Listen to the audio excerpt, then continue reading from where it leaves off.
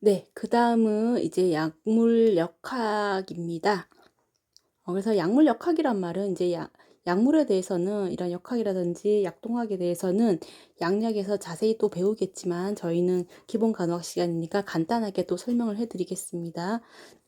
약물 역학은 약물 작용의 기전이며 약물 농도와 신체 반응 사이의 관계를 의미합니다. 그리고 우리 약 중요한 건 이제 약동학인데 약동학은 약물의 흡수, 분산, 생체 내 전환, 배설에 대해서 연구하는 것을 얘기하는 겁니다. 이 생체 내 전환은 대사라는 말로도 많이 쓰이기도 하죠. 먼저 첫 번째 약동학에서 이제 흡수에 관한 내용입니다. 약물의 흡수라는 말은 혈류 속으로 약물이 도달하기까지의 과정을 얘기하는 겁니다.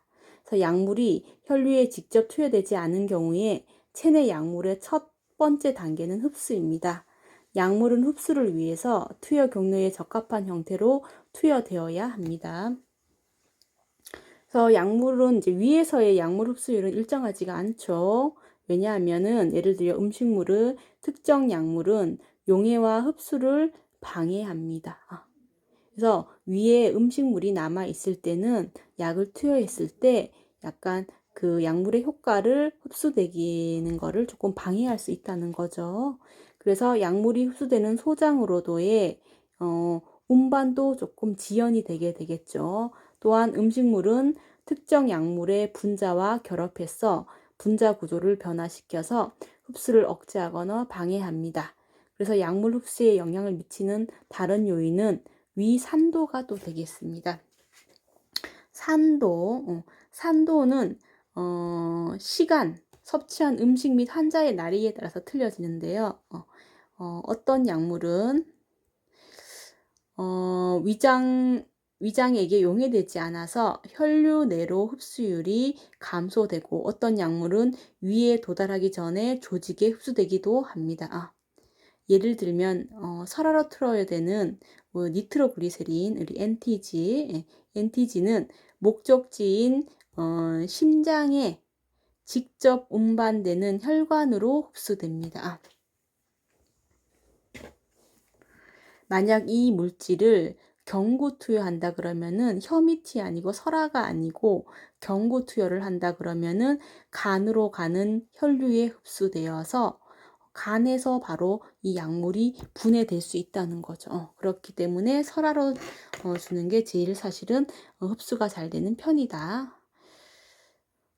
분해되지 않고 그 다음에 정맥주사와 같이 약물이 혈류에 직접 투여되면 약물의 흡수 과정이 필요가 없기 때문에 빠른 약작용이 필요할 때는 정맥 투여가 선택되죠.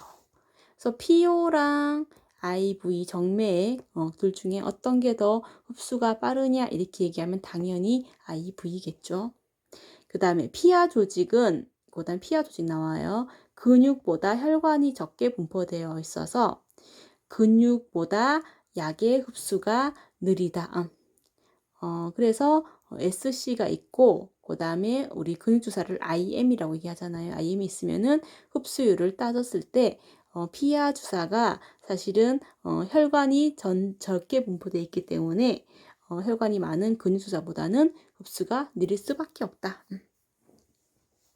그 다음에 열을 적용하면 국소적으로 혈류가 증가하여 약의 흡수율이 가속화될 수 있고 반대로 냉적용은 약물 흡수를 느리게 한다. 그래서 에피네프린과 같은 약물이 있어요.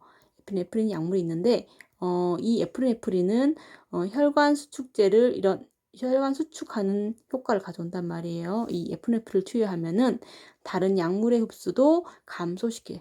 혈관이 수축되기 때문에 당연히 이제 다른 약물의 흡수도 이제 감소시키게 되는 겁니다. 그래서 느리게 흡수되어야 되는 약물은 기름과 같은 저용해성 매체의 현타액을 만들어서 사용하면은 오히려 천천히 흡수가 되게 되는 겁니다. 그 다음에 직장을 통한 혈류로의 흡수는 예측하기가 힘들어요. 그래서 직장으로 투여되는 그런 약들은 다른 경로로 투여하기 어렵거나 그래서 상부 위장 간에 뭔가 문제가 있거나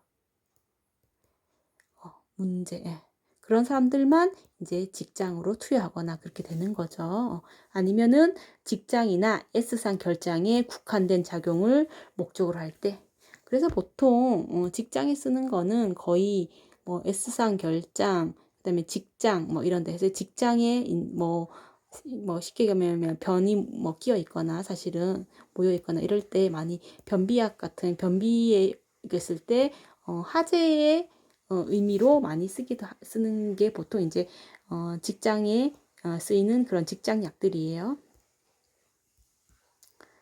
그다음 분산입니다. 분산은 약물이 흡수된 장소에서 작용 장소로 이동하는 것을 얘기하는 겁니다. 그래서 약물이 혈류로 들어가면 간, 신장, 뇌 등의 중요한 혈관계로 이동이 되죠. 그리고 혈관 분포가 적은 피부나 근육 같은 신체 부위는 약물의 공급이 조금 늦어지게 됩니다. 대개 약물의 물리화학적 성질에 따라서 약물의 치료력이 있는 신체 부위가 결정됩니다. 예를 들면 지용성 약물은 지방 조직에 많이 축적이 되고 다른 약물은 혈장 단백질과 결합을 하게 되는 겁니다. 네, 그래서 이렇게 분산이 이루어진다는 거. 그 다음에 생체내 전환. 생체내 전환이란 말은 해독작용이라고 말하기도 하고 대사라는 말로도 많이 씁니다. 메타볼리즘 이렇게 들어봤죠, 그죠? 메타볼리즘. 그래서 해독작용. 해독작용 하면 생각나는 게 뭐 간이죠, 그죠? 그래서 약물이 저활성 상태로 전환되는 과정을 얘기하는 겁니다. 그래서 생체내 전환은 주로 간에서 일어난다. 대사가 예, 대부분 간에서 일어나죠, 그죠? 세포 내 약물 대사성 효소들이 약물을 이제 해독해요. 이 과정의 생산물을 대사산물이라고도 부르는데 활성형과 비활성형 두 가지 유형이 있습니다. 활성형 대사산물은 양리작용을 나타내고 반면에 비활성 대사산물은 양리작용이 이제 없게 됩니다.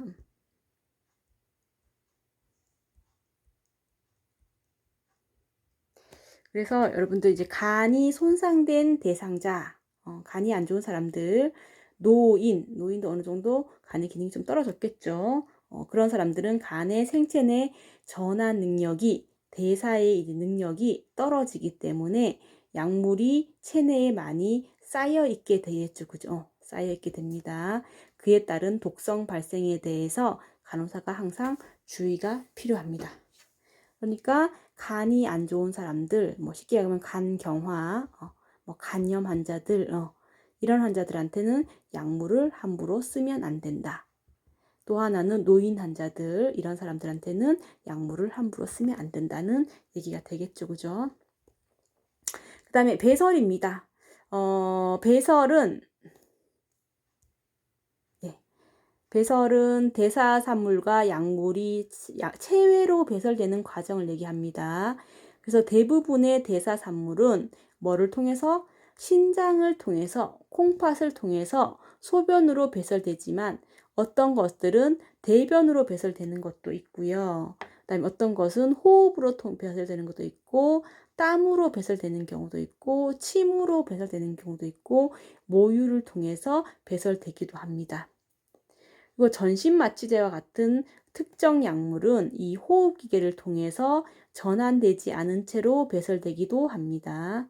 그래서 나이가 증가함에 따라 콩팥의 약물과 대사산물을 배설하는 능력이 감소되기 때문에 노인의 경우는 약물과 대사산물이 체내에 축적될 수 있습니다. 그렇기 때문에 노인에게서는 성인보다 좀 더 적은 용량의 약물을 투여해야 된다. 노인은 아까 대사도 잘 안 되고 배설도 잘 안 되기 때문에 특히 노인들은 약물을 쓸 때 주의해서 용량을 좀 적게 해서 사용을 해야겠죠, 그죠?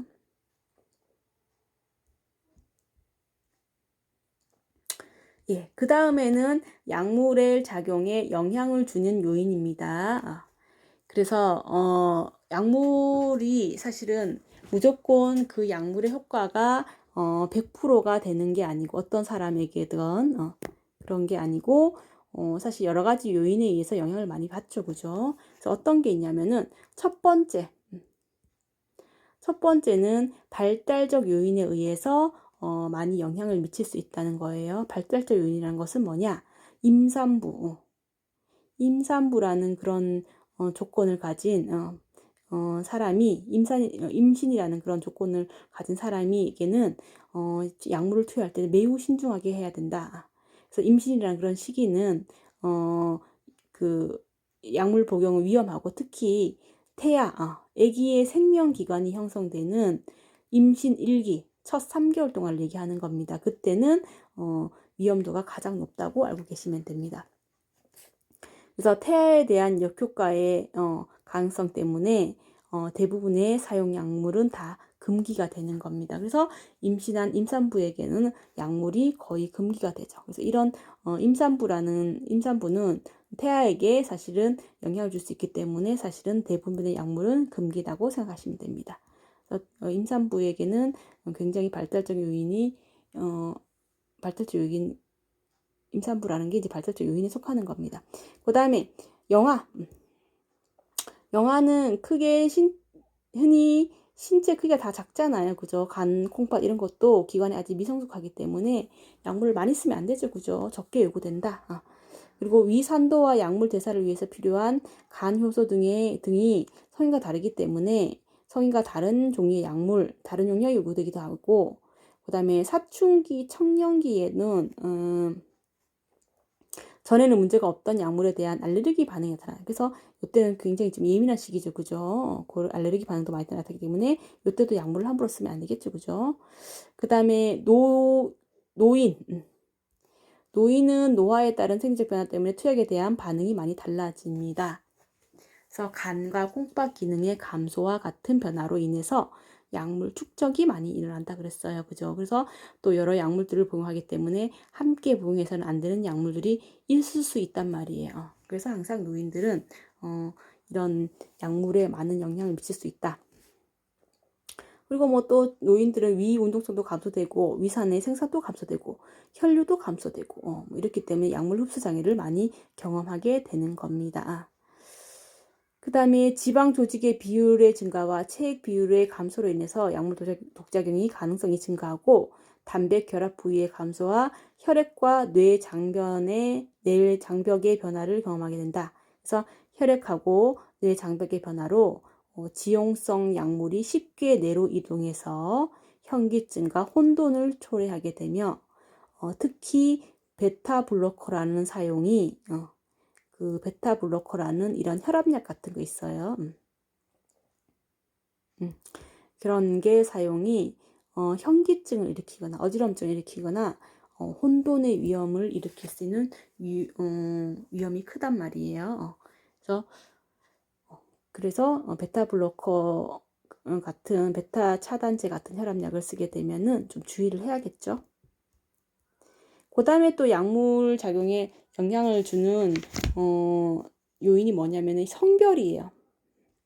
그래서 남자와 여자의 성별에 따라서 어쨌든 체내 지방과 수분 분포의 차이와 호르몬 차이 때문에 어쨌든 영향을 미칠 수 있다. 대부분 사실 모든 약물 연구가 누가 대상이 되냐면은 여성이 아니고 남성이 대상이 된단 말이에요. 그렇기 때문에 남성에 관해서는 임상 연구가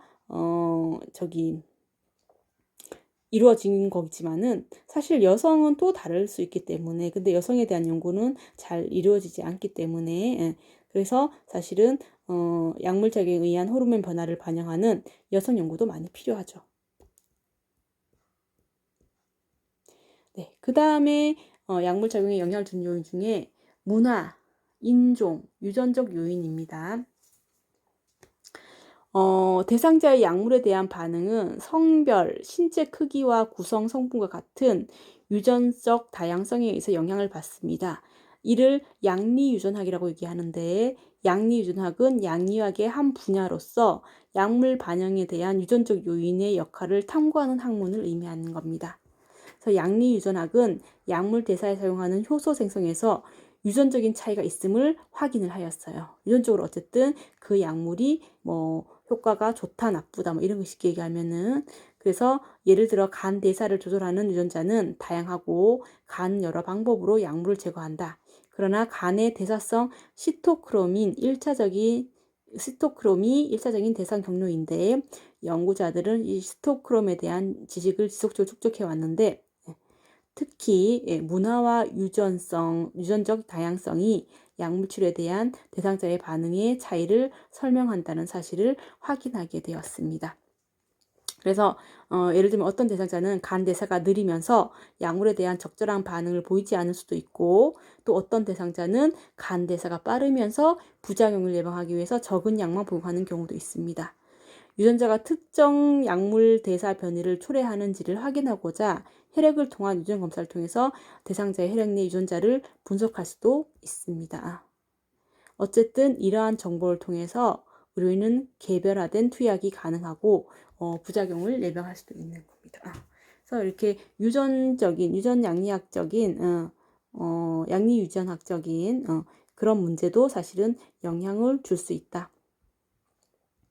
민족양리학이에요. 민족양리학은 인종이나 민족 집단에 따른 약물에 대한 반응의 차이를 연구하는 학문이고, 예를 들면 특정 약물의 경우에 어떤 특정 민족에게는 일반적인 치료적 용량이 다른 민족에게는 독작용을 나타내기도 합니다. 이를 양리유전학을 포함하는데, 유전은 인종이나 민족 집단에 따라 다르기 때문이다. 그래서 그 민족이 유전적인 성향이라고 얘기할 수도 있지만, 어쨌든 그 민족적인 성향이라고 얘기할 수도 있잖아요.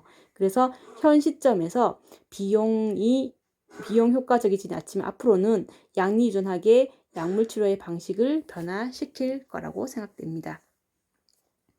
그 다음에 이제 문화적인 요인과 관행을 보시면은 예를 들면 가치관과 신념, 이런 것도 사실 약물 작용에 영향을 미칠 수 있다는 겁니다.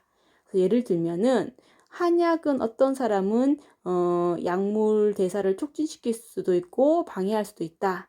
그리고 문화적 고려사항에 다른 문화권에 속하는 대상자를 간호하는 간호사에게 지침을 제공하게 되는 거죠. 그죠? 그래서 한약에 대해서 어쨌든 가치관과 신념 이런 것도 사실은 영향을 미칠 수 있다는 그런 얘기인 것 같아요.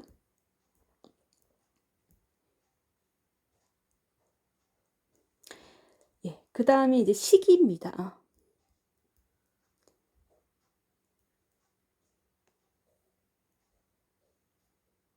네, 시기.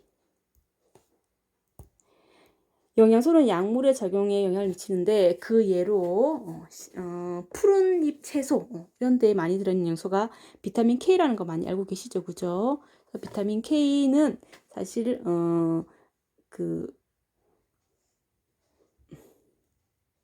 출혈을 유발하잖아요, 그죠? 출혈 유발하고, 그 다음에 와파린이라는 거는 항응고제란 말이에요. 항응고제. 예. 그래서 와파린을 쓰는 대상자가 안 그래도 항응고제를 써서 출혈의 위험이 높은데, 비타민 K가 많이 든 푸른 잎 채소까지 먹으면은 더더욱 출혈의 위험이 높아질 수밖에 없죠. 그러니까 이 와파린을 복용하는 사람은 사실은 이런 푸른 잎 채소는 가급적이면 복용을 적게 하는 게 좋다는 얘기겠죠. 그다음 환경도 이제 영향을 미칩니다. 그래서 대상자의 환경은 특히 행동과 정서를 변화시키는 약물의 작용에 영향을 미친다.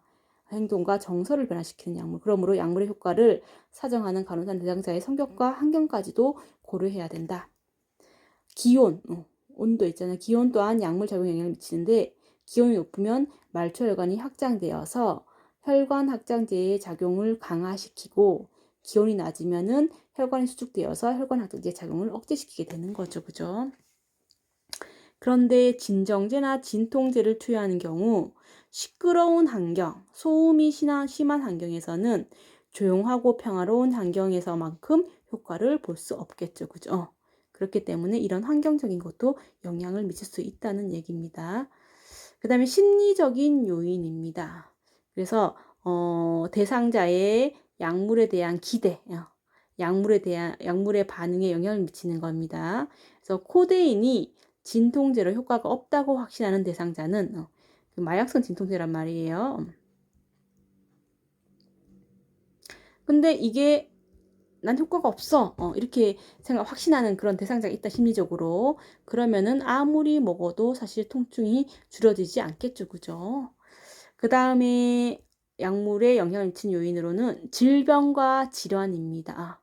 그래서 질병과 질환 또한 약물의 작용에 영향을 미치는데, 아스피린, 아까 해열소염 진통제는 사실 열이 나는 대상자에게는 체온을 따라 틀리지만은 열이 없는 경우에는 체온에 아무런 영향을 주지 못하는 거죠. 해열의 성분이 있기 때문에. 그 다음에 약물 작용은 대상자의 순환계, 간, 콩팥의 기능에 따라서 달라지는 겁니다. 그래서 간이 안 좋은 사람, 뭐 심장에 문제가 있는 사람, 그다음에 신장에 문제가 있는 사람에 따라서 어쨌든 그 효과가 틀려질 수 있겠죠. 약물의 효과가. 그 다음에 이제 마지막 투여 시간입니다. 약물 작용에 영향을 주는 요인 중에 이제 마지막 투여 시간. 언제 투여하는가? 투여 시각을 얘기하는 거죠. 경구 투여의 시각은 약물의 작용 속도에 영향을 줍니다. 어떤 경구용 약물은 공복 시 더 빨리 흡수되지만은 어떤 약들은 음식과 함께 투여될 때 더 빨리 흡수되는 것도 있습니다. 예를 들면은 항생제 암피실린이라는 게 있는데 이거는 공복에 투여 시 더 빨리 흡수되지만 그 다음에 항우울제인 트라조돈 하이드로클로라이드라는 것은 음식과 함께 먹어야지만이 더 빨리 흡수되는 것도 있다. 암피실린은 공복 시 더 빨리 흡수가 되고 그 다음에 트라조돈은 음식과 같이 먹어야지만 흡수가 더 빨리 되는 것도 있다는 겁니다. 그래서 암피실린은 효과에 용법에 이제 식전 투여라고 되어 있을 거고 트라조돈은 이제 식후 투여로 되어 있겠죠. 그죠? 또 하나는 철분제제입니다. 철분제제는 사실 위장관을 굉장히 자극하는 약물이란 말이에요. 그래서 보통 식후에 복용하는 것이 자극을 감소시키게 되는 겁니다. 어떨 때는 식후도 아니고 철분제제는 가끔씩 식간에 먹어라 이렇게 얘기하는 데도 있어요. 그래서 조금 자극이 많이 되기 때문에 밥 먹는 도중에 이렇게 먹거나 뭐 이렇게 해도 된다고 되어 있긴 합니다.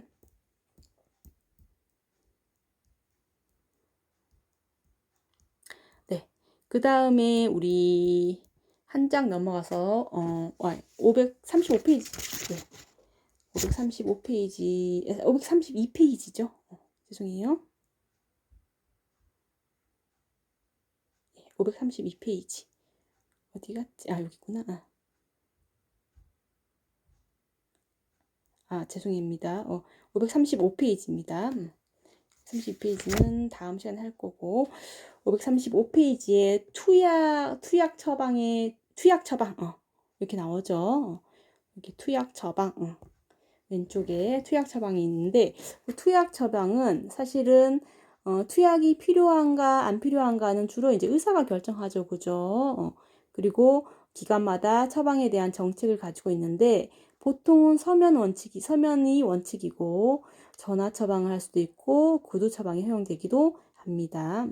그렇지만은 기관에 따라 간호사만이 전화 처방과 구두 처방을 받을 수 있기 때문에 간호학생은 투약 처방에 대한 기관의 정책을 알아야 되고, 의료기관은 대상자의 안전을 위해서 구두 처방으로 인한 투약 오류를 예방하는 분명한 지침을 구비하고 있어야 됩니다. 그래서 예를 들면 모든 구두 처방 혹은 전화 처방을 간호사가 받아 적고 이를 처방자에게 다시 읽어주고 그리고 다시 대확인하는 그런 세 가지 단계를 통해서 사실은 구두 처방이 이루어져야 되겠죠. 그러면 일단 투약 처방의 종류를 잠깐 보겠습니다. 우리가 투약을 하는 투약 처방의 종류는 첫 번째가 즉시 처방이 있어요.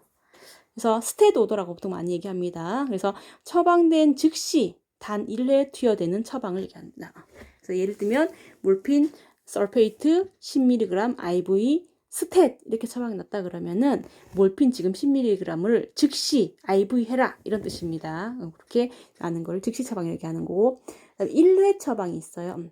1회 처방은 뭐 싱글 오더, 뭐 원타임 오더 이렇게 얘기하기도 하는데 특정 시간에 한 번 투여되는 처방을 얘기하는 겁니다. 그래서 예를 들면은 세코날 100ml를 그 베드타임 비포 설저리 이렇게 해서 세코날 100ml를 수술 전 취침 시에 투여해라. 한번 1회 투여해라 이렇게 되는 거. 그런 거는 지금이 예를 들면 낮 시간인데 이렇게 1회 처방이 이렇게 났다 그러면은 요때 주면 되죠. 자기 전에 취침 시에만 주면 되는 거예요. HS 취침 시에 이렇게 1회 처방을 그렇게 받으면 되죠. 그죠?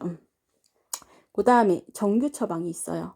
정규 처방은 스탠딩 오더라고 많이 얘기합니다. 정규 처방은 처방이 유효한 날짜가 지정될 수도, 그다음 지정되지 않을 수도 있습니다.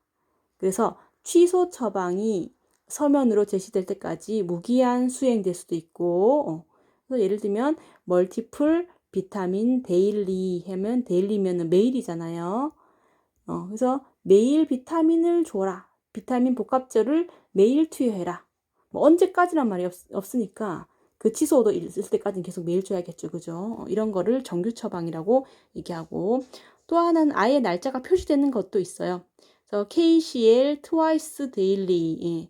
그래서 KCL을 하루에 2번, 그리고 여기 날짜가 있죠. 이틀 동안 곱하기 2day 이렇게 나오는 거죠.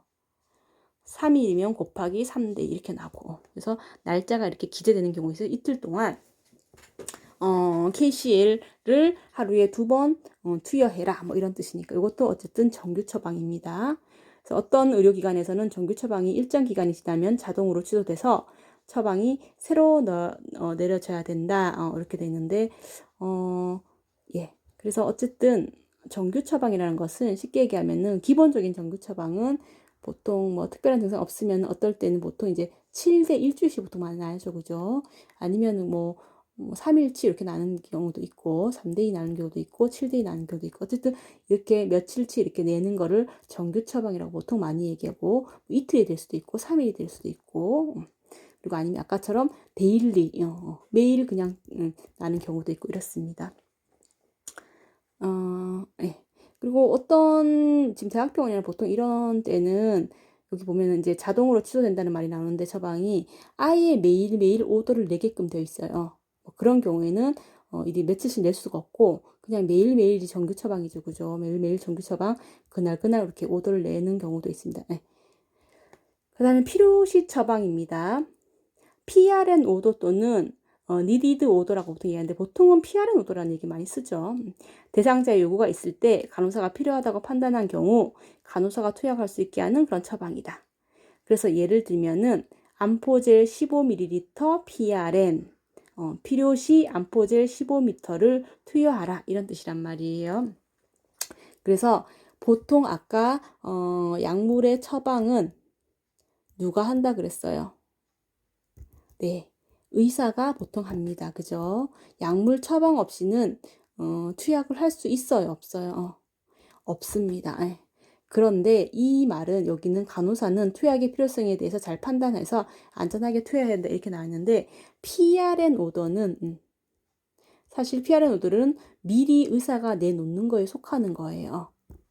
그래서 예를 들면 어떤 경우냐 그러면 의사가 주말이나 이럴 때는 병원에 없습니다. 그래서 혹시나 김현숙이라는 환자가 주말 동안에 열이 38도 이상이 나거나 할 때는 그냥 타이레놀을 PRN으로 원티씩 주시오 이렇게 오더가 나는 거예요. 그렇게 되면은 간호사가 열을 계속 체크하다가 드디어 어느 날 이제 토요일 날 저녁 7시에 의사가 다 퇴근했는데 갑자기 38도 3부 이렇게 열이 났어요.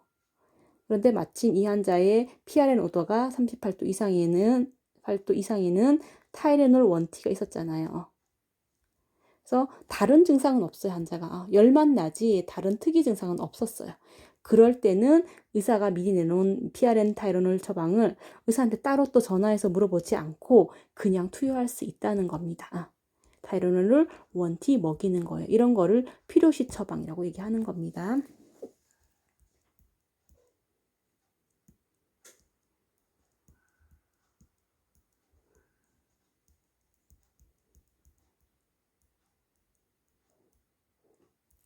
예. 그 다음에 이제 약 처방의 이제 필수 요소에서 보면은, 투약 처방의 필수 537페이지? 예, 537페이지에 투약 처방의 필수 요소가 이렇게 나와요. 그래서 거기 보면은, 투약 처방지죠.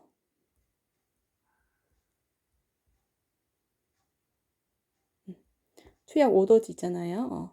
투약 처방지 유사 오더지에는 이 요건이 무조건 필수 이 요소들이 들어가 있어야 된다.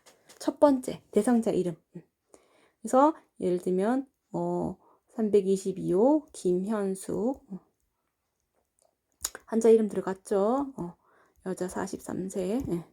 그 다음에 처방 날짜와 시간.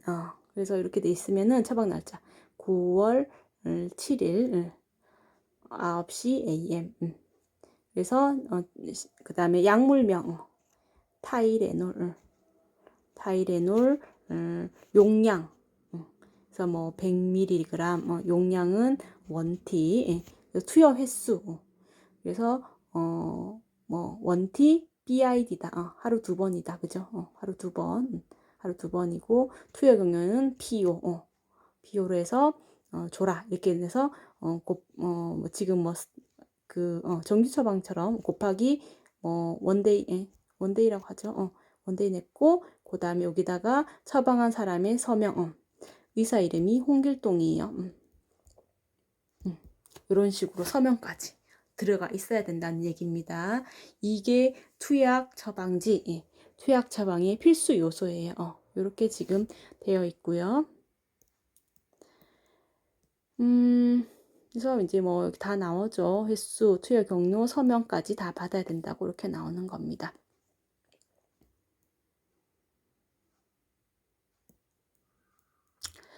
투약 처방에 의한 의사소통인데 투약 처방지를 한번 또 보여드리도록 할게요. 그래서 여기 보시면은 투약 처방지 이제 외국어긴 한데 이렇게 있어요. 환자 이름 여기 나와 있네요. 제인이에요. 그 다음에 주소가 이렇게 나와 있고 날짜가 이렇게 나와 있습니다. 그래서 뭐 이 환자는 피지컬 사인에서 디펜스 앳 라이틴 해가지고 테트라사이클린 났네요. 항생제입니다. 250ml짜리가. 그 다음에 피오로 났어요. 그리고 30분 이후에 30일 치가 난 건가? 그리고 하루 하루 동안 어쨌든 주는 걸로 되어 있네요. 그리고 의사 이름 여기 마지막에 있죠. 그죠? 그래서 거기 공복시 공복시 주는 거네요. 그죠? 그런 식으로 지금 되어 있습니다. 의사 이름이 이렇게 있고 사인이 이렇게 있습니다. 이런 식으로 투약 처방전에는 이런 게 다 기록되어 있어야 된다. 우리나라도 똑같아요. 그죠? 우리나라도 역시 이런 식으로 지금 투약 기록지가 투약 처방지가 나와 있습니다.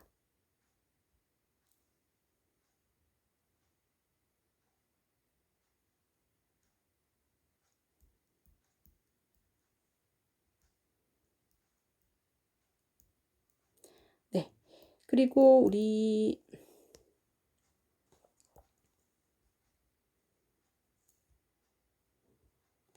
그 다음에 이제 550페이지. 550페이지로 좀 넘어가 보겠습니다. 네, 같이 넘겨주세요. 이렇게 550페이지 다 펴셨죠? 그 다음에 이제 나오는 게 이제 투약 과정입니다. 투약 과정. 그래서, 간호사가 투약할 시, 간호사는 반드시 투여 경로에 관계없이 다음의 과정을 지켜야 된다. 어떤 투약이든 다 어떤 경로 상관없이 피온지 뭐 자약인지 이런 거 다 상관없이 이런 과정을 다 지켜야 된다는 그런 얘기입니다. 첫 번째 대상자 확인. 가장 흔하게 투약 오류가 생기는데 그게 바로 대상자 확인을 잘 안 해서 생기는 투약 오류가 많이 생긴단 말이에요. 그래서 대상자 확인을 잘 해야 된다. 그래서 대상자 확인의 정확성을 향상시키는 것이고 이를 위해서는 약물을 투여할 때마다 간호사가 적어도 2가지 방법의 확인 방법을 사용해야 된다. 적어도 몇 가지, 2가지 이상. 그래서 대상자의 확인을 위해서 병실 번호나 물리적 위치를 사용해서는 안 된다. 322호에 뭐 누구 환자 뭐 이런 식으로 병실 번호로 하면 안 된다는 겁니다. 그리고 322호에 오른쪽에서 뭐 3번째 환자 뭐 이런 식으로 하면 안 된다는 겁니다. 그다음에 대상자의 이름, 부여된 등록번호, 전화번호, 사진 또는 사람마다 다른 특성 등이 적절한 식별 정보입니다. 그래서 환자 김현숙님 325의 김현숙님 뭐 여자 43세 등록번호 123456 그다음에 전화번호는 뭐 63411111 그다음에 사진 또는 보는 사람마다 다른 특성 그래서 환자분 뭐 가스트릭 C에 있어서 위암이 있어서 뭐 어떻게 입원하시고 어떤 환자분 약간 특이한 특성 같은 게 있잖아요. 그죠? 그런 거를 조금 알려준다든가 뭐 이렇게 해야 됩니다. 그 다음에 또 대부분 의료기관에서는 대상자 확인을 위해서 대상자 이름과 병원 등록번호가 기재된 팔찌를 많이 이용하게 되는 겁니다. 그래서 간호사는 대상자에게 약물을 투여하기 전에 항상 대상자의 팔찌를 확인해야 됩니다. 그래서 일부 의료기관에서는 약물 투여 시 요즘에는 바코드 기술도 사용하고 있는데 바코드 기술을 사용해서 약물을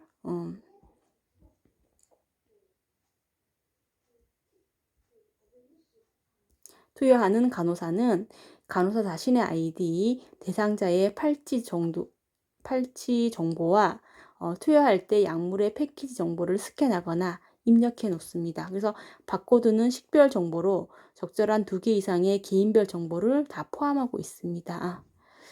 그래서 장기 요양 보호 및 재가 보호 상황에서도 첫 만남에서는 2개의 식별 정보를 이용해서 대상자를 확인해야 됩니다.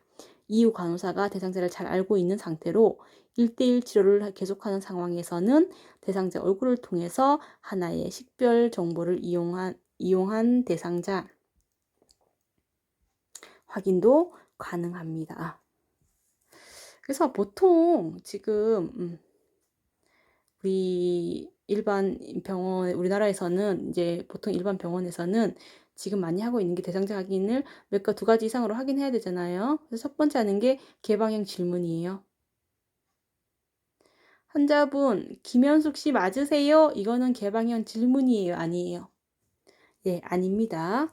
환자분 성함이 어떻게 되세요? 이거는 개방형 질문이에요? 아니에요? 네, 이렇게 하셔야 됩니다. 환자분 성함이 어떻게 되세요? 이렇게. 그렇게 한 가지로 환자 확인하고 두 번째는 팔찌. 네. 그래서 환자 투약 카드에 있는 등록번호랑 이름이랑 그리고 환자 팔찌를 확인했을 때 등록번호랑 뭐 이름이랑 이런 거를 다시 한번 확인하는 거죠. 그래서 제가 예를 들면은 대상자 확인할 때 환자분 성함이 어떻게 되세요? 이렇게 물어보고 그다음에 김현숙입니다. 환자분이 이렇게 얘기했으면은 환자분 팔찌 좀 한번 더 확인하겠습니다. 해서 팔찌를 한번 보시고 환자분 1, 2, 3, 4, 5, 6, 7, 8 등록번호가 이렇고 환자분 김현숙님 맞으시네요. 이렇게 얘기하는 거죠. 그렇게 해서 어쨌든 정확한 대상자 확인을 2번 이상 이렇게 해야 됩니다. 그래서 요즘에는 근데 여기 아까 나왔지만은 바코드로 하는 그런 병원도 있다 그러더라고요. 이것도 굉장히 좋은 방법인 것 같아요. 그래서 여기 그림 16-3번에 보면은 이렇게 바코드가 이렇게 있죠. 그죠? 우리 마트나 뭐 카드에 있는 그런 바코드처럼 이렇게 되어 있어요. 그래서 요거를 딱 찍으면은 그 바코드에 스캔이 돼서 이 환자가 어떤 환자인 게 확인이 되고 어떤 약물을 투여하는지도 한번 확인을 돼서 사실은 정확한 대상자를 확인할 수 있는 그런 하나의 또 방법이기도 하죠. 네. 그 다음에 이제 2번째는 정보 제공입니다. 대상자가 약물 치료에 익숙하지 않은 경우에 간호사는 약물의 효과뿐만 아니라 발생할 수 있는 부작용을 대상자에게 설명해야 됩니다. 이때 대상자의 말에 경청을 해야 되는데 간호사가 적시에 약물을 투여하느라 너무 집중한 나머지 대상자가 말하는 중요한 정보를 놓칠 수 있기 때문에요. 예를 들면 고혈압 약을 지금 간호사가 지금 먹이러 왔어요. 근데 환자분 고혈압 약입니다. 이렇게 설명했는데 환자가 저 고혈압 없는데요. 이렇게 얘기했는데 그걸 간호사가 놓치는 거죠. 그리고 그냥 먹이고 막 바로 드세요 하고 그냥 먹이고 온다던가 뭐 이런 경우 그런 경우에는 사실 투약 오류가 생길 수 있기 때문에 항상 간호사는 투여 시 투약을 멈추고 준비한 약물이 해당 대상자인 것인지 다시 한번 체크하고 환자의 그런 말이라든지 이런 것도 잘 경청을 해줘야 됩니다. 그 다음에 세 번째는 약물 투여입니다. 그래서 투약 기록지를 주의 깊게 읽고 약물의 라벨과 비교하면서 몇 번 확인하라고 되어 있어요. 3번. 아까 환자 확인은 2번 하고 약물 투여는 투여할 때 비교하면서 약물을 확인하는 거는 3번 확인해야 됩니다. 그래서 첫 번째는 여기 보시면은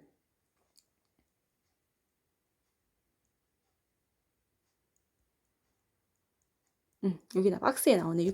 551페이지에 박스 16-5번을 보겠습니다. 안전한 약물 투여를 위해서 3번 확인하기. 그래서 첫 번째 확인은 투약 처방을 읽고 대상자의 약 서랍에서 약을 꺼낼 때 한번 확인하는 거죠. 김현숙 약 티켓에 환자 이름이 이렇게 있고 타이레놀 있어요.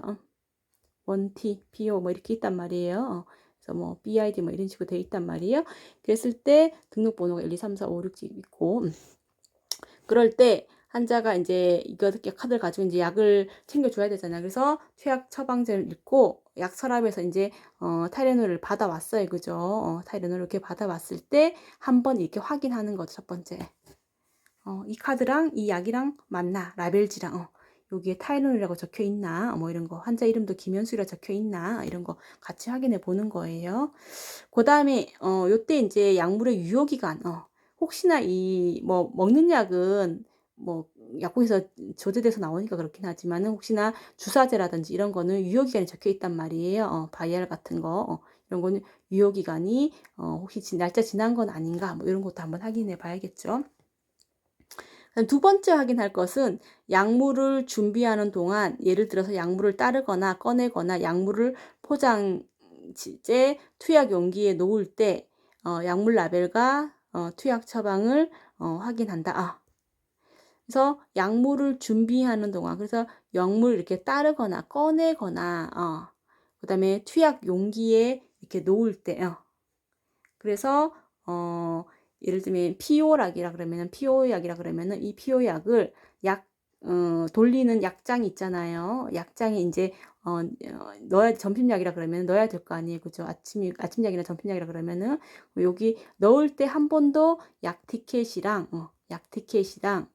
그 약이랑 다시 한번 확인하는 거예요. 김현숙 환자 거 맞나? 등록번호 맞나? 약 이름 타이레놀 맞나? 점심에 주는 거 맞나? 뭐 이런 거를 한번 확인하고 여기 약장에다 이렇게 넣는 거죠. 그때 두 번째 확인하는 겁니다. 첫 번째는 약 꺼낼 때, 두 번째는 약장에 이렇게 넣거나 할 때 어쨌든 어쨌든 약물을 투약 용기에 넣을 때 그치니까 투약 용기에 놓을 때. 그다음 세 번째는 용기, 예를 들면 바이알이라든지 뭐 이런 거 라벨을 투약 카트에 다시 넣을 때 혹은 대상자에게 약물을 건네기 직전에 투약 처방과 그리고 이제 예를 들면 약이 아까 타이레놀 계속 했으니까 뭐 피오락이라 그러면은 환자한테 약장에서 이제 약을 꺼내서 주기 전에 또 한 번 티켓이랑 확인하는 거죠. 김현숙 환자분 점심약입니다 하면서 김현숙 티켓에도 김현숙 되어 있고 타이레놀 되어 있는지 보고 그다음 점심약이라고 되어 있는지 티켓에도 이렇게 되어 있는지 확인해 보고 환자한테 이것은 해열제입니다 하고 전해주는 거죠. 주사제도 마찬가지예요. 주사를 이제 바이알에 이렇게 재어서 항생제를 재어서 갔잖아요. 그죠? 갔을 때 이게 항생제 이름이 아까 뭐 페니실린이라 그래. 페니실린이라 그러면은 티켓에도 환자한테 주기 전에 주사 놓기 전에 환자분 뭐 성함이 개방형 질문 얘기한 다음에 다시 한번 티켓에 페니신이라 적혀 있고 김현숙이라는 이름이 적혀 있고 뭐 IV라고 적혀 있는지 다시 한번 확인하는 거예요. 그죠? 그래서 맞다 그러면 이제 환자한테 투여를 그렇게 하는 거죠. 그죠? 이렇게 3번은 어쨌든 확인해야 된다. 3번. 그래서 안전한 약물을 투여하기 위해서는 이렇게 여러 번 확인하게 됩니다. 그래서 3번 이상 무조건 확인을 해야 된다고 되어 있어요. 그 다음에 4번째는 필요시 적절한 중재를 제공한다. 약물 투여 시 대상자가 도움을 필요하로 할 수 있다. 예를 들면 근육주사 시 적절한 체의를 취하도록 하고 신체 지시가 요구될 수 있고 수분 섭취와 같은 약물의 효과를 높이고 합병증을 예방하는 방법에 대한 안내가 필요할 수도 있다. 그리고 어떤 대상자에게는 약물 투여에 대해서 두려워하기도 하고 이렇기 때문에 간호사는 대상자의 걱정을 주의 깊게 들어주고 올바른 정보를 제공해서 대상자의 두려움을 완화시킬 수 있다. 그 다음에 이제 투약 기록입니다. 그래서 약물명, 그 다음에 약물의 용량, 투여 방법, 그 외에 뭐 디지털 리스트 투여 전에 확인하는 맥박수 이런 것 같이 특별히 관련 있는 자료들을 차트에 기록하거나 컴퓨터에 이제 입력을 해야 돼요. 그리고 기록에는 투여한 정확한 시각과 간호사의 서명이 포함되어 있어야 된다. 그래서 정규 처방에 따라 주기적으로 투여하는 약물은 구조화된 투약 기록지에 기록을 하고 필요시 처방이나 즉시 처방은 별도로 따로 기록한다. 정규 처방 같은 경우에는 투약 기록지 있잖아요. 투약 기록지에 줬으면 이렇게 김현숙이라고 사인을 하는 거고, 그다음에 즉시 주는 거 필요시 처방이라든지 뭐 즉시 처방 같은 경우에는 간호 널싱에다가 2020년 9월 7일 9시 AM 좋고 환자 PRN 피버 뭐 열이 38도 이상 88도 체크가 되어서 PRN은 거 꼭 명시해야 돼요. PRN 타이레놀 1T 비오로 주었다. 기분. 그리고 간호사 사인 김현숙이라고 꼭 써야겠죠. 이런 식으로 꼭 기록을 해 주셔야 된다는 겁니다. 그 다음에 약물에 대한 대상자 반응을 평가한다. 약물 효과나 효과의 결여, 기대하지 않은 효과 등 약물에 대한 반응은 매우 다양하기 때문에 불안 때문에 정원제를 복용한 환자는 오히려 말이 느려지거나 행동이 사실은 줄어드는 것은 스트레스 수준이 낮아졌음을 반영하는 기대했던 행동으로 나타난 걸로 볼 수 있다. 그런데 진정제 효과는 대상자가 잠을 얼마나 잤는지, 진통제 효과는 통증이 얼마나 감소되었는지를 보고 평가하게 되는 겁니다.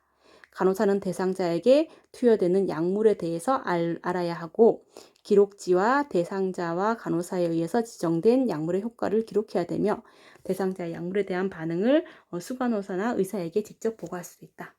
그래서 예를 들면 아까 통증 할게요. 통증이 있었다. 근데 통증이 이제 약 주기 전에는 NRS 한 8점 됐어요. 그죠? 10점 만점에. 근데 이 타이레놀이라는 약을 주고 난 다음에 가만히 있으면 안 되고 반응 평가를 하라 그랬어요. 그죠? 그래서 9시에 타이레놀을 줬는데 2시간 뒤인 11시에 다시 한번 반응을 확인하는 거죠. 그래서 통증 타이레놀 쓰고 나서 진통약을 쓰고 나서 숫자 척도로 해서 NRS가 3점으로 떨어졌다. 뭐 이런 거를 직접 기록하기도 하고 아니면 자기 상부 간호사가 있다면 상위 간호사가 있다 그러면 수간호사 이런 사람들한테 보고하거나 아니면 의사가 통증이 얼마나 줄어드는지 나중에 얘기를 좀 해달라 그랬다 그러면은 의사한테도 직접 노티를 할 수 있겠죠. 보고를 할 수 있겠죠. 이렇게 이제 해서 반응 평가까지도 보는 겁니다. 그래서 여러분들 요게 투약의 이제 10가지 원칙 박스 16-6번을 잠깐 볼게요. 박스 16-6번. 우리 552페이지에 있어요. 그죠? 552페이지. 요거 552페이지 펴시면은 박스 16-6번에 옛날에는 뭐 5 라이트 이렇게 했는데 이제 요즘에 10가지 이제 원칙이 많이 나죠. 10 라이트 이렇게 많이 얘기하죠. 그래서 정확한 양. 그래서 처방된 약물을 정확히 투여했는가, 정확한 용량, 처방된 용량이 대상자에게 적절한가, 그리고 정확한 시간, 정확한 시간에 투약했는지, 정확한 경로, PO라든지 IV라든지 IM 뭐 이런 거, 그 정확한 경로가 맞는지, 그다음에 환자가 정확한지, 내가 아까 김현숙이면은 계속 3번 이상 확인하라고 했어요. 김현숙이 맞는지. 정확한 교육, 그래서 대상자에게 약물에 대한 정보를 제공하는데, 그래서 정확하게 그 약물에 대해서 좀 알고 있어야 되겠죠. 그죠? 주의사항도 그렇고, 부작용도 그렇고, 설명해줘야 되니까. 그다음에 정확한 기록, 투약 전이 아닌 투약 후에 기록을 합니다. 처방된 시간과 투여 시간이 다른 경우에 투약 기록지에 투여 시간을 기록하고, 그다음에 간호 기록지에 그 이유도 기록을 해야 됩니다. 약을 투여하지 못한 경우에는 그 이유에 대해서 설명을 얘기하고, 그다음에 환자는 거부할 권리가 있어요. 그래서 성인 대상자는 투약을 거부할 권리를 가집니다. 간호사는 대상자가 투약 거부로 인해서 발생할 수 있는 결과에 대해서 확실하게 알도록 정보를 제공하고, 대상자의 거부에 관해서 의사와 의논하는 게 중요합니다. 그다음에 정확한 사정을 한다.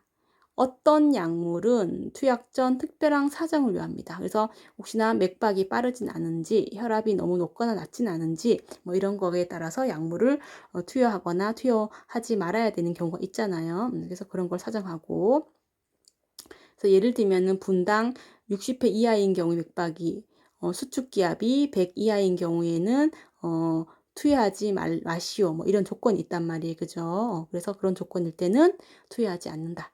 그다음에 마지막 정확한 평가, 적절, 아까 그랬죠. 추후 평가를 한다는데, 기대 효과가 달성되었나, 그렇지 못한가, 뭐 이런 거를 확인하는 거예요. 그래서 아까 통증도 효과 목표를 달성했다 그러면은, 통증 점수가 많이 낮아졌다 그러면은 닥터정이지만은, 먹으나 통증 정도가 똑같다 그러면 다시 한번 의사한테 보고를 해서 진통제를 다시 처방받거나 해야겠죠. 그죠? 그래서 그런 거에 대해서 적절한 평가도 간호사가 할 줄 알아야 됩니다. 이것을 텐 라이트라고 얘기를 하는 것이다.